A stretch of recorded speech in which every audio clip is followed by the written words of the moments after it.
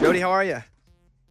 I'm good. How are you? I'm good. So most of these we do at my house because the person usually lives right down the road. You are the outlier where you don't even live in Nashville, which I forgot you live in Georgia, right?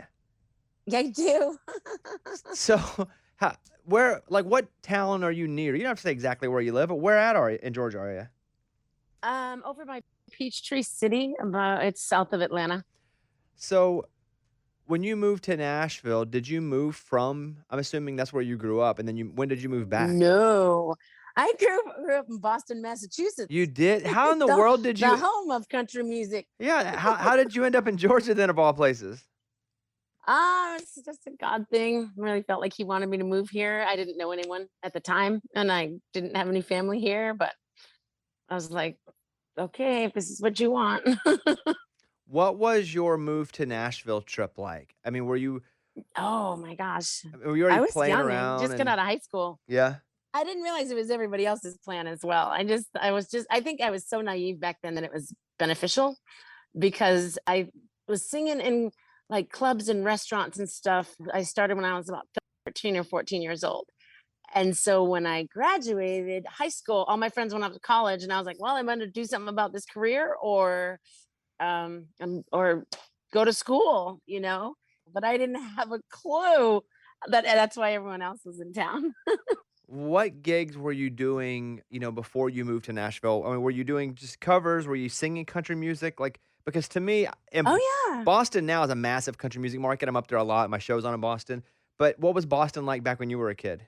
There was not a lot of country music up there. People thought I was crazy. My friends thought I was weird. There was one station and you could get it at certain times of day and then it didn't come in, during the major parts of the day, but I relied on a lot of records and cassettes back then. Did your family think that you were nuts for moving to Nashville, Tennessee from Boston to pursue something that it's really hard to be, even to make a consistent paycheck in? At that time, I mean, we didn't know. We just knew Nashville wasn't what it is today. It was, you could walk down Music Row and, actually cross the street with no traffic. There were sidewalks and all the little publishing houses were our little houses. And, my mom just was like, okay, this is what you want to do. I trust you. And my dad was like, you need to get a real job. Did you get But a real job like a lot of folks have to do when you move to Nashville? I did. I didn't sing for the first 2 years that I was there. I had a job as a bartender, which was really bad because I never drank anything in my life. So I didn't know what was what. I didn't last long. I did some accounting and data entry. And it's when I started entering talent contests down there for money, is when I started to actually get out and sing. So you moved down here to sing, but again, why did it take you so long to actually hop out and do these talent contests or anything for that matter? Well, then there was not the like Broadway like it is now. Broadway had like maybe one gig. There was not a lot of places to play around town, which seems ironic because it's Music City. But for a newcomer, you just had to wait for the open mic nights or the talent contests and things like that. So the first couple of years, it was really just trying to keep a roof over my head and get to know people. And I pretty much kept to myself. So it was a strange time, I guess. What But year for me, it was just keeping a roof over my head. what year was that when you moved to Nashville? It was 1991. Yeah, it's funny that you bartended and you haven't had a drink of alcohol. I also have never had a drink of alcohol, and I try to think of myself as Oh, I being have now, but at that oh, age, I didn't. well, I haven't Didn't have now, a and I clue. wouldn't know what the crap I was doing. I would just have to read it off a book and be like, "Okay, I think this is it," because I wouldn't even taste it to make Well, sure. they did. They had the little index where you could look up stuff, but I didn't know what color they were. Someone would say, "Oh, it's all the." Don't quote me, everybody. I have no clue about mixed drinks, but all the clear liquor or all the dark liquor or and I was like, okay, what's the difference? I was just totally blind to all that. I was clueless. My drinks must have been horrible. So you're working, you're entering these talent contests, you win or you finish, enough to be in the money. And so does someone come up to you and I go, "You won. did," they come up to you and go, "Well, you just won. You should actually like try this somehow." No. So what happened from that point on is I won $500, which is like huge. That's all my my bills were for like a month and a half. And so, um, along with the money, I got a chance to perform at a radio show, a live radio show. So I went up there and I performed on the live radio show, and then they kept asking to have me back. And so I became a regular on the radio show every Saturday night. It was called Live at Libby's. It was out of Daysville, Kentucky. It's nowhere around anymore. But that's where my producer Byron Gallimore heard me and called the steakhouse where it was, broadcast from. And he was like, "Hey, I'd love to talk to you about putting a demo together." So So he heard you sing on the radio. You were performing from a steakhouse, called the steakhouse to get in touch with you, or Mhm. did he actually talk to you through the steakhouse phone? I think I talked to him on the phone. I got his number. I got his name. I had been promised so much by so many people. I threw it out Yeah. and then went home to see my family. Now, that was the first time I had gone home for Christmas. And so I went home to see my family. That's all I cared about. And went back to Massachusetts for a couple weeks, then came back to Nashville. And I was like, maybe I guess should give that guy a call. So I researched, he said he worked at Pride Music Publishing. So I called there and was like, "Hey, some guy called me before the holidays," and they're like, "Oh, that was Byron." So then I met with him, and he talked about a plan on putting a demo together. He was working with a kid named Tim McGraw, who had a deal. He had a song called "Welcome to the Club" at the time. If anyone even remembers that song, but um, so he's working with this kid that just got a record deal, and I thought, okay, maybe he's legit. And so you guys start working together, and do you start recording immediately, or does he have you going out and pursuing rights or listening to songs? How does it work before you actually make a record? We had done a couple of showcases for people and we're getting feedback. Remember, I grew up singing live, so that's my comfort zone. It's like to be on the stage, and I'm more comfortable there than in the studio because I don't like the sound of my voice coming back in my ears. You know, I'm sure when you first started, recording your voice and then you heard it back, you're like, I don't sound like that. So I was more comfortable on the stage. So we had done a few showcases and writers got ideas and would start pitching songs for a project. And it took a long time, took a couple years maybe to put the project together because after that, McGraw had, oh gosh, he had Indian Outlaw, and then Don't Take the Girl, I think, was right after that. And that's when everything started getting crazy. So our opportunities to get in the studio were getting, pushed back a little bit because they were just crazy busy. And so that's what the time process was, and what the delay was in that whole situation. Your first number one, 1998. Here is Bye Bye.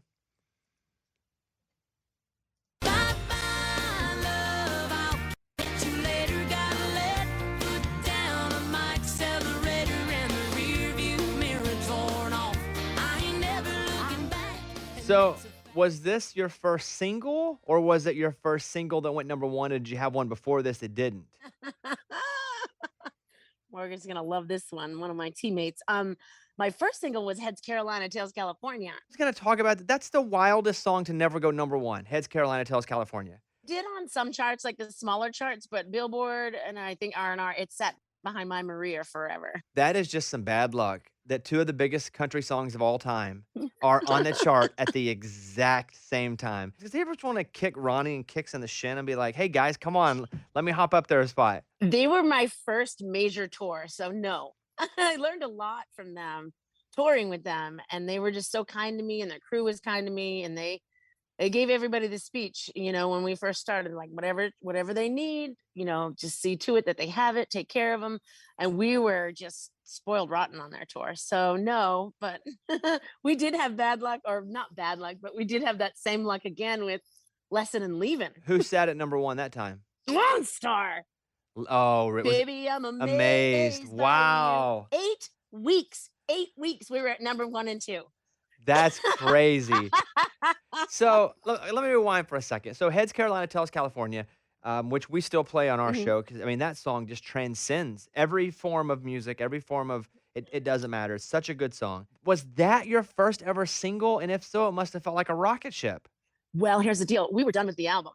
And Tim Nichols, who's one of the writers on there, had called me and said, because he saw me at a showcase and he's seen me around town singing. And he called me and said, "Hey, I wrote this song and I was wondering if you would listen to it." I'm like, "Dude, we're done. We're done with the record finally." And he's like, "Please let me just leave it in your mailbox, listen to it, and then let me know what you think." And so he did. He left it in the mailbox, and I was like, "Man, this song is really catchy. I love the chorus. I'm not crazy about the opening two lines, but I'm gonna play it for my producers." And I played it for my producers, and they're like, which is Byron Gallimore and Tim McGraw, and they were like, "Oh man, we got to cut this." And I was like, "Yeah, but I don't like the first couple of lines." And so they're like, "Well, ask him to change it." And I was like, "Okay." So they did. The only studio time that was available then was on the 4th of July. So we actually cut it the 4th of July before it was released. And so as you cut it, were you already this is a single, like, in your mind? Were you cutting it to be a single, or were you cutting it just to get it on the record and see what would happen? We were cutting it to get it on the record. And then as soon as we passed it in, they're like, "Okay, this would be the first single." Do you remember what the lines were that were changed? "We should have known it the day they cut that paper mill down, or shut the paper mill down, sorry. There'd be no future for us no more in our little town. I've got people in Austin. Ain't your daddy still in Des Moines?" And I was like, "Oh, and can we change Austin to Boston?" Because I really do have people in Boston. So, yeah. So That's how that that came song about. peaks at 2, and then you okay, so then "Bye Bye" comes out, and did you Hmm. feel like a little bit? Because "Bye Bye" again, such a great song. Did you feel like a little bit that the chart people felt like, "Okay, we need to make" because she got such a raw deal with Heads Carolina, Tails California, "We need to make sure there's nothing else I in the don't way with this one." I don't think they were aware. I think it was just the song itself. I saw they pitched EMI pitched it to me. It was a Phil Vassar song, and they I loved it as soon as we heard it. And so, and that one had a different first line too. The opening line for that was "Girl, you sure look pretty there, standing in the doorway in the sunset light." And when I sing it, it's like, "Boy, you sure look good there, standing in the doorway." And I remember before we cut it, Phil Vash was like, "It's not a song for a girl; it's a guy's song." And so he still says that today. He's like, "That's not a girl's song; that was written for a guy." So, but we love each other. But yeah, we got "Bye Bye" that came out, and then "I'm I'm All Right" came alright. out. Yeah, same year. I'm alright. Yeah, here's a clip of "I'm Alright." I'm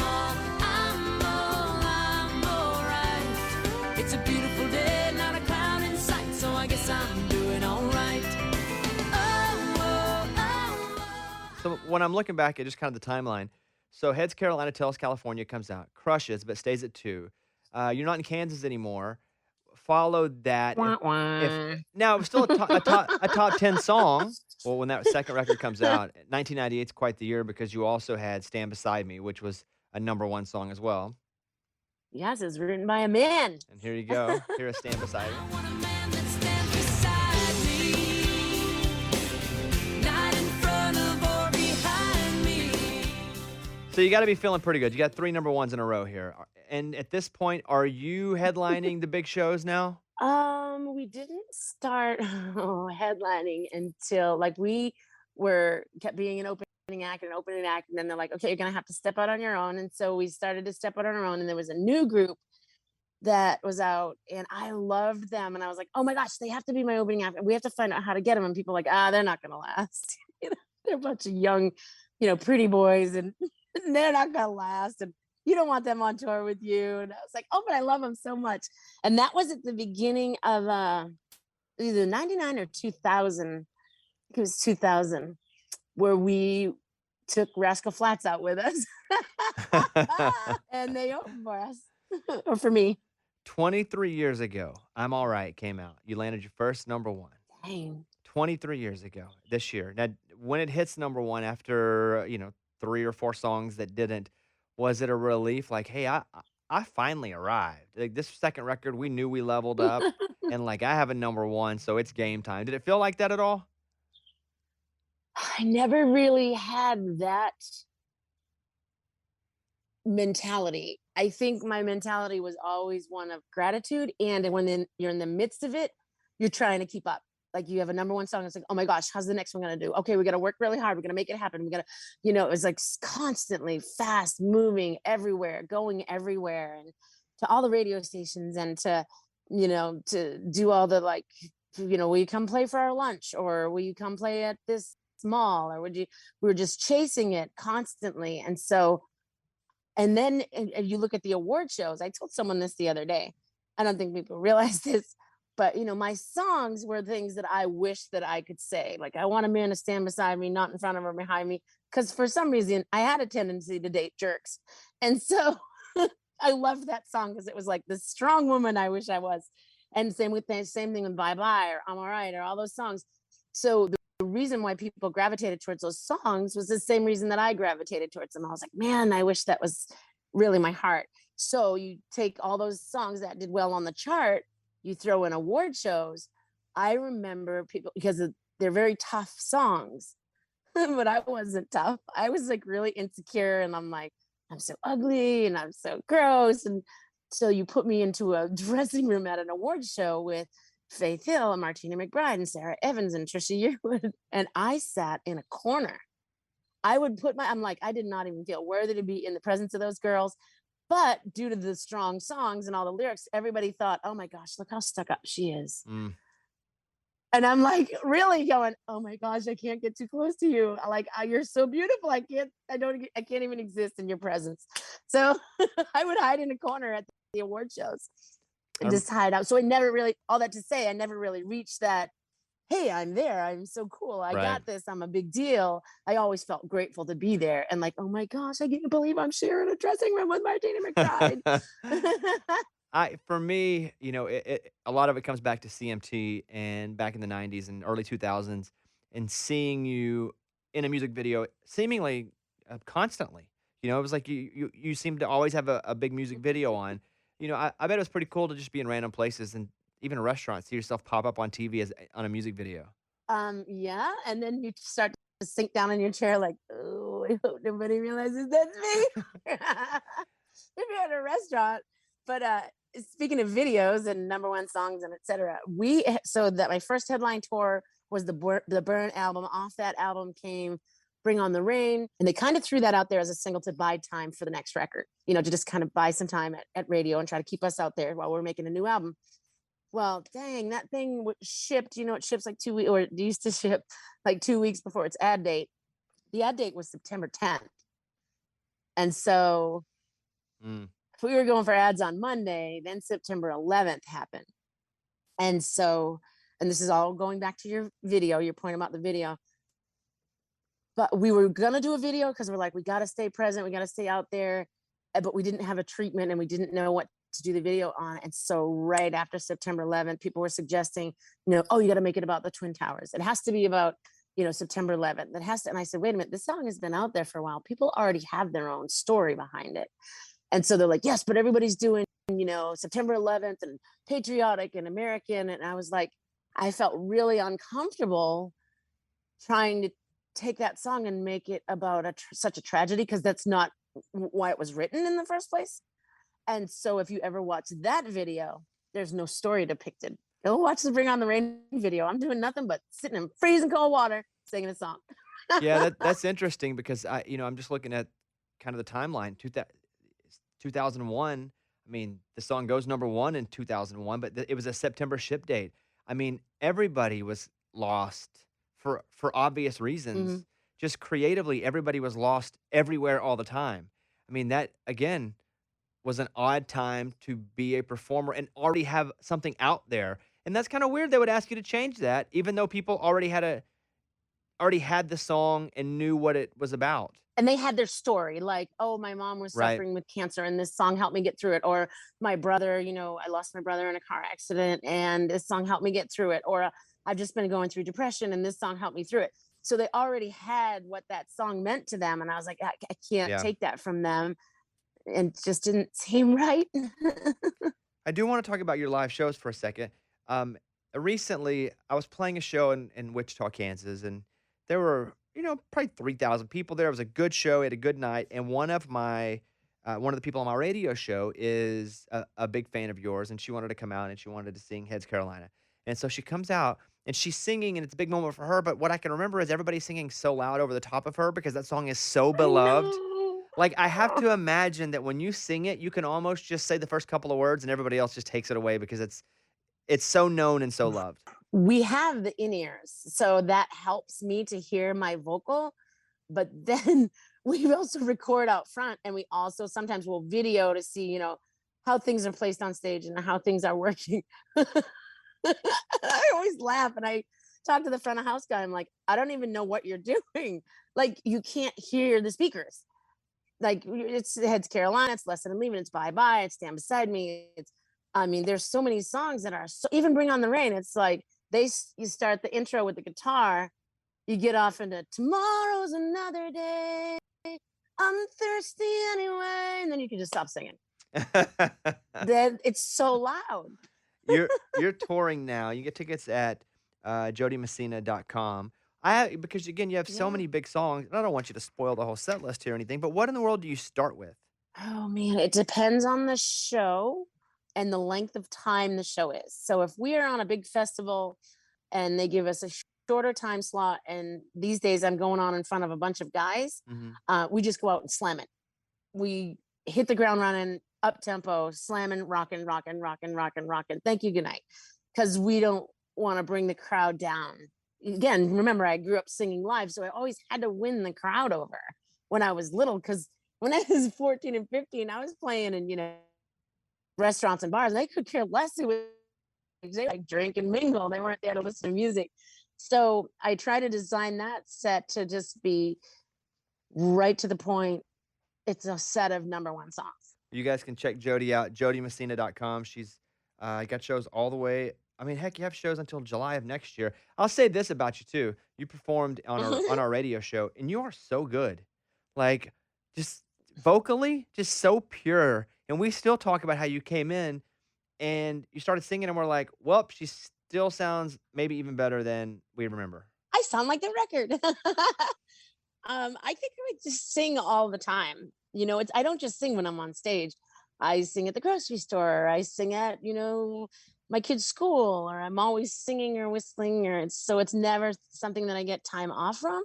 And I love it. And when I'm home, like you know me, I relate in my relationship with Jesus. Like this Sunday, we're having a huge worship night at my house. So I'm leading a bunch of people all night. So I'm singing for hours on Sunday, and then I'm singing while practicing, leading up to it. And I'm just I'm writing. So I'm singing while doing that. So I'm just constantly singing. Well, That's what I do. hope you guys go check out Jodie on Instagram at Jo Dee Messina, and then again, she's on tour, jodeemessina.com. I'll end with this because, it's just wild. I think one of the clips that I'll end up cutting from this, not cutting, but highlighting, like taking out and highlighting, is the fact that two of your biggest songs were at two because two of the other biggest songs of all time as well just happened to be out at the same time, which is just a wild story that Lesson and Leaving and Heads Carolina were both number two songs. Because as far as country music goes, like, if you were to make that list of biggest country music songs of all time, like the top 100, like, they'd be in those charts, those categories, those shows that were made. And so the timing of that, pretty terrible. But as you're an artist and you're established and you start to see new artists come about, and I'm thinking about this because you mentioned Rascal Flatts, and I think of a Luke Combs now, a Sam Hunt at one point, Morgan Wallen, artists that show up and just like smash, and it's like, wow, here they come. They're like a locomotion. They're so big, so quick. Who did you see in the late '90s, early 2000s? And Rascal Flatts can be one example where you were like, holy crap, they're so good and they're getting so big so fast. LeAnn Rimes. It was a constant battle at the label because we were on the same label, and be like, oh, well, she's got another record coming out. We're going to push her single back. She has another record out. And it was huge. And she was also 16? I think she was 14. Was she 14 when she hit? She was 14. Yeah. Well, Jodie, you are the best. Thank you for spending a little time with me. If you guys can go see Jodie on tour, I highly recommend it. Thank you, and I hope you have an awesome rest of the day, and hopefully I'll see you in person soon.